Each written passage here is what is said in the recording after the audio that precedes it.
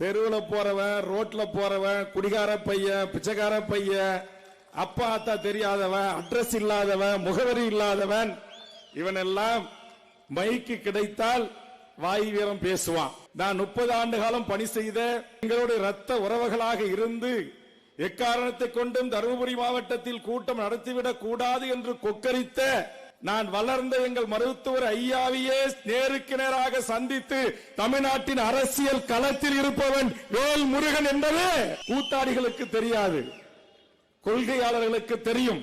மண்ணுக்காக, மக்களுக்காக, மொழிக்காக, இனத்திற்காக களத்தில் நிற்கின்ற அரசியல் பேரியக்கத்தின் மாவட்ட செயலாளர்களுக்கு தெரியும். சினிமா திரையரங்குகளில் பிளாக்கிலே டிக்கெட் விற்கிறவனுக்கும், கஞ்சா விற்கிறவனுக்கும், பயல்களுக்கும் வேல்முருகன் வாழ்ந்து வந்த வரலாறு என்ன, கடந்து வந்த பாதை என்ன, வேல்முருகனோடு இருக்கிற நிர்வாகிகள் யார் என்பதை அந்த அல்ல கைகளுக்கெல்லாம் தெரிந்திருக்க வாய்ப்புகள் இல்லை.